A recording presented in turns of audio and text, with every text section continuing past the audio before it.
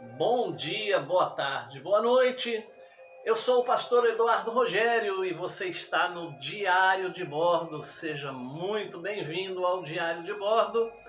E eu quero falar contigo sobre a Páscoa. Isso mesmo, sobre a Páscoa. Estamos aí em época de Páscoa e eu quero falar com você sobre esse tema. Antes eu quero dizer para você que muitos só lembram de Jesus no dia da Páscoa, que é a ressurreição de Jesus, mas a Páscoa foi instituída lá no Velho Testamento, no livro de Êxodo. Você pode encontrar a instituição da Páscoa, que simbolizava a saída do povo hebreu, do povo israelita da escravidão. E aí o advento da morte e ressurreição de Jesus, que lá no Velho Testamento foi representada por um cordeiro. Isso mesmo, você já deve ter ouvido o Cordeiro de Deus que tira os pecados do mundo. Exatamente, tipificando Jesus ali no Velho Testamento, um cordeiro. Então, um cordeiro era o quê?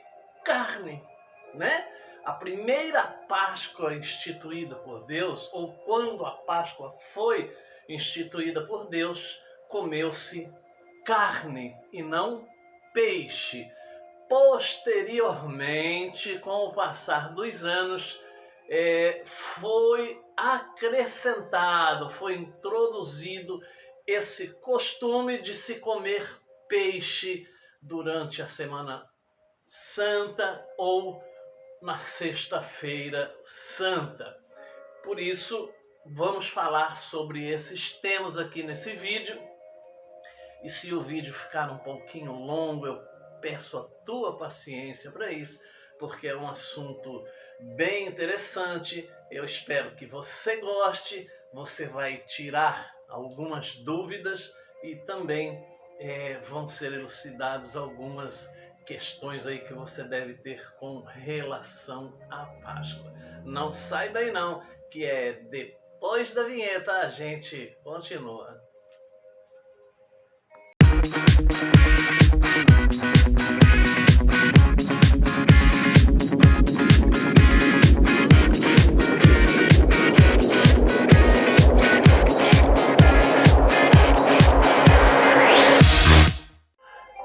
Então, para compreendermos melhor o que é a Páscoa, vamos começar com Êxodo capítulo 12, exatamente, Êxodo capítulo 12, a instituição da primeira Páscoa.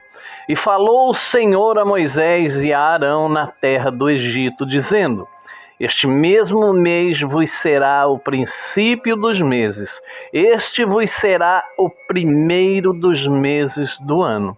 Falai a toda a congregação de Israel, dizendo: aos 10 deste mês, tome cada um para si um cordeiro. Note bem que não foi um peixe, não foi um bacalhau, não foi uma sardinha, não foi uma pescada, foi um cordeiro para cada casa. Mas se a família for pequena, para um cordeiro, então tome um só com seu vizinho perto de sua casa, conforme o número das almas. Conforme o comer de cada um, fareis a conta para o cordeiro. O cordeiro ou cabrito será sem mácula, um macho de 1 ano, o qual tomareis das ovelhas ou das cabras, e o guardareis até o 14º dia desse mês, e todo o ajuntamento da congregação de Israel o sacrificará à tarde. Amém? Então, veja bem que a primeira Páscoa foi instituída, como eu disse na abertura, com carne, com cordeiro ou cabrito. E mais, disse Deus assim: olha, se a tua família for pequena para consumir esse cordeiro, chama teu vizinho, matem um só. O importante é que não sobre, o importante é que não joguem fora. Olha bem, presta bem atenção nessa ordem de Deus. A ordem de Deus, ela vale para os dias de hoje. A ordem de Deus não mudou, Deus não mudou. Deus instituiu a Páscoa não com ovos de chocolate, não com peixe, não com bacalhau, que é um peixe, óbvio, mas com carne. E mais, Deus aqui determina que não se jogue alimento fora, o que infelizmente hoje uma grande parte do mundo faz.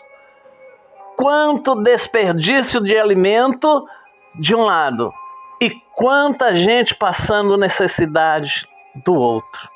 Você com certeza, você certamente conhece alguém que desperdiça comida. Você conhece alguém que joga alimento fora. E veja que aqui já na instituição da Páscoa, Deus nos ensina a não desperdiçar. Olha, se a tua família for pequena, chama outra, compartilha com outra, para que não se jogue o alimento fora. Então, meu irmão, minha irmã, você que de repente vê isso hoje aí na sua comunidade, no seu bairro, seja lá onde você esteja, desperdício de alimento. Coíba, até na sua própria casa. Até aí na sua casa, às vezes o filho, a filha, faz aquele prato enorme e desperdiça e joga fora. E quantas crianças sem alimento nenhum, quantas crianças não têm absolutamente nada para comer, não tem absolutamente nada. Portanto, meu irmão, minha irmã, vamos já seguir este exemplo aqui da instituição da Páscoa. Mas vamos em frente. A Bíblia diz que Jesus morreu e ressuscitou ao terceiro dia. Veja bem, eu quero que você entenda, por isso que eu vou citar novamente, aqui o Cordeiro, e vou repetir, você já deve ter ouvido essa expressão na missa, na igreja, o Cordeiro de Deus que tira o pecado do mundo, ou que tira os pecados do mundo. Aqui, na instituição da Páscoa, Jesus é representado por esse Cordeiro. E lá, na nova aliança, Jesus é o próprio Cordeiro, é o Cordeiro vivo que desceu do céu. Jesus que se entrega, que entrega a sua vida, que aqui tipicamente ou tipificamente está representado pelo Cordeiro. Jesus, o próprio Jesus, entrega a sua vida para a remissão dos nossos pecados. Ou seja, aqui o Cordeiro era para lembrar a saída da escravidão para uma vida nova. E o advento de Jesus representa exatamente isso. A saída do pecado para a entrada numa vida íntegra. Portanto, este sacrifício aqui é tipificado pelo Cordeiro, ou pelo cabrito, que posteriormente foi o próprio Jesus. Mas também diz que Jesus morreu e ressuscitou ao terceiro dia. Em que dia da semana morreu Jesus e ressuscitou? Bom, alguma dúvida que muita gente tem.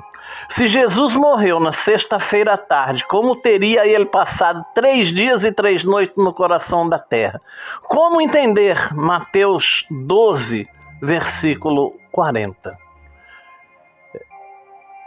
Se Jesus morreu na sexta-feira à tarde, como teria ele passado 3 dias e 3 noites no coração da terra? Como entender isso? Não dá 3 dias. Não é verdade? Não dá 3 dias. Então, os 4 evangelhos afirmam que Jesus morreu no dia da preparação. Guarda bem isso. No dia da preparação.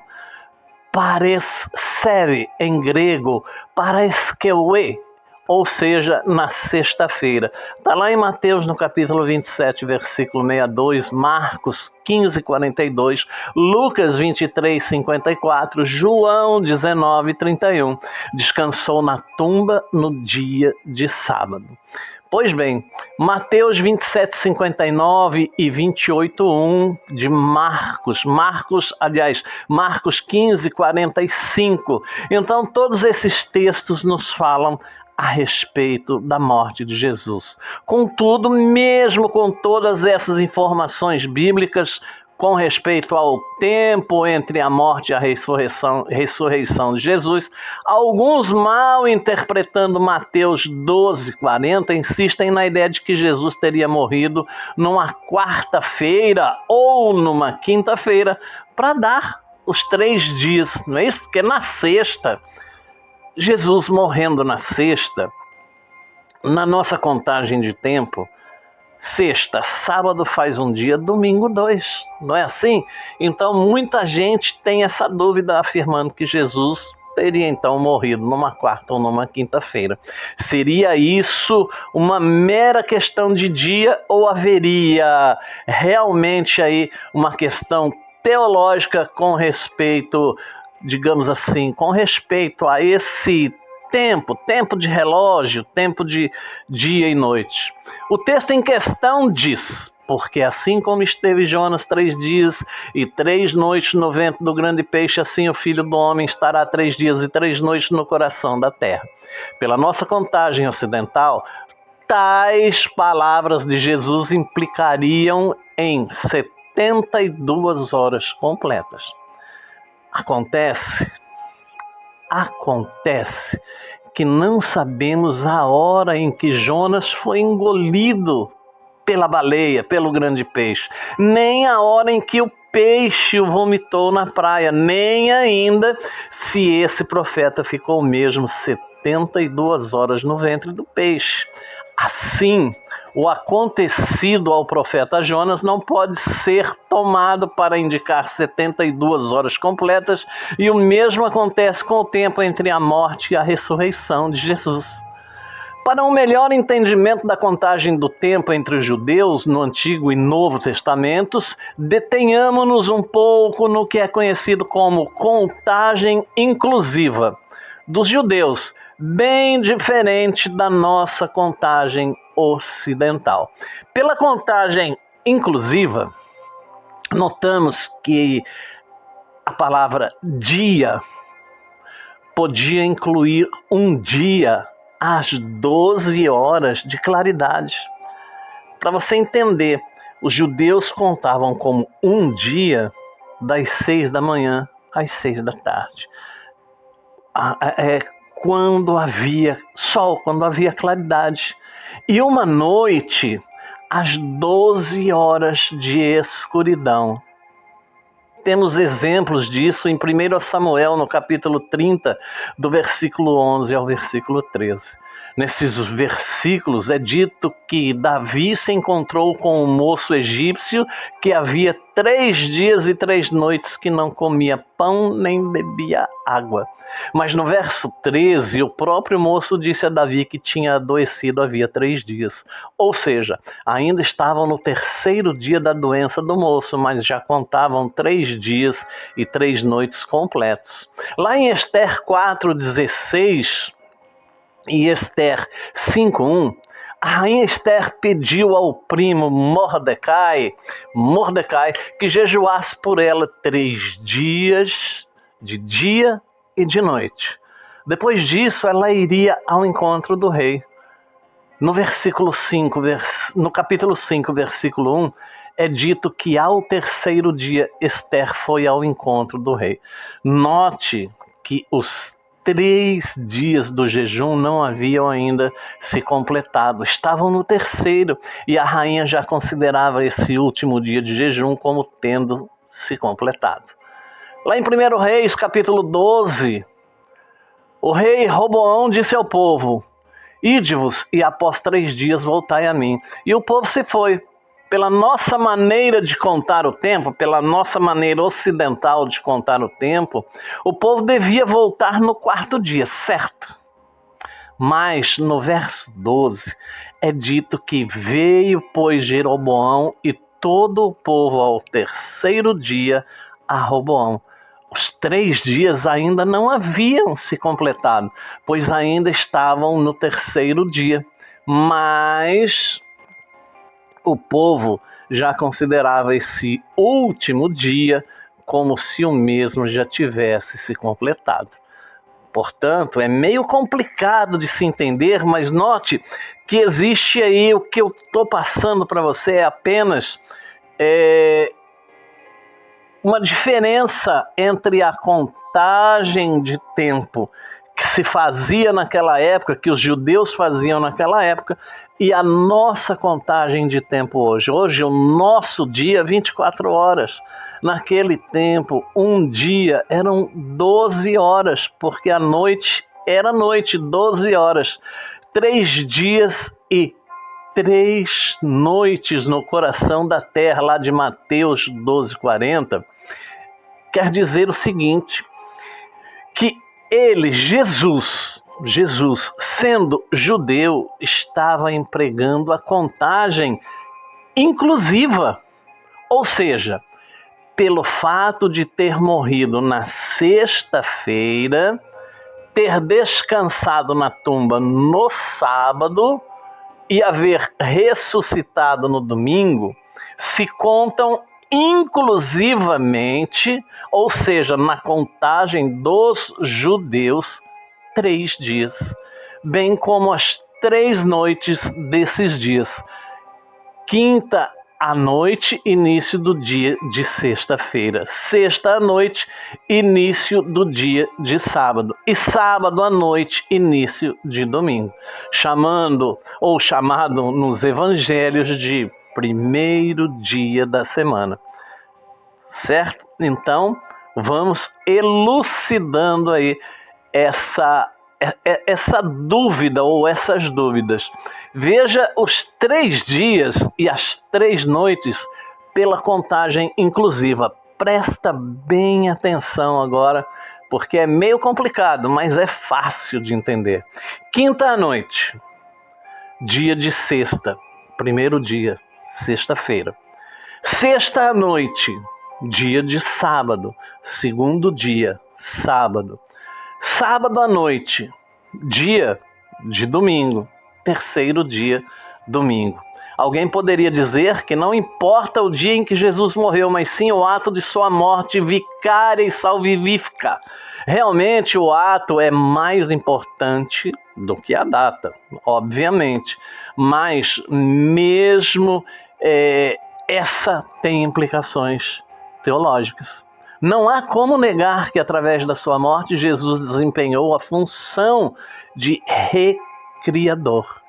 O paralelo entre a semana da criação e o ministério de Cristo é claro, assim como ele, na função de criador, concluiu sua obra na sexta-feira, que está lá em Gênesis 1:31. Assim, ele, na função de recriador, concluiu seu ministério, seu trabalho numa sexta-feira, morrendo pelos pecadores. Assim como o Criador descansou no sábado, também como recriador descansou de sua obra salvadora em outro sábado, no túmulo emprestado por José, que está lá em Lucas 23, do 50 ao 56. Tudo que Deus podia fazer para nos salvar foi feito no Calvário. Mas de nada adianta saber do que Cristo fez se não o aceitarmos como nosso Salvador e não nos valermos de seus méritos. Portanto, meu irmão, minha irmã, Não adianta, como diz a música, ir à igreja, rezar e fazer tudo errado. Não é verdade? Portanto, também fica muito claro que a Páscoa foi instituída com os egípcios comendo carne. O tal do peixe foi introduzido muito depois. Dizem alguns estudiosos que no século IX,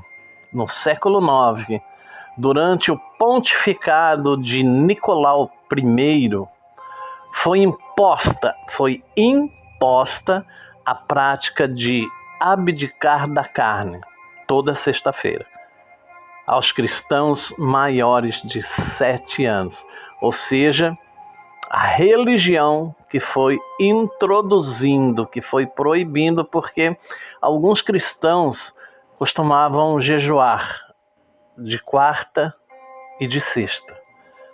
Posteriormente, então, esse jejum ficou apenas na sexta.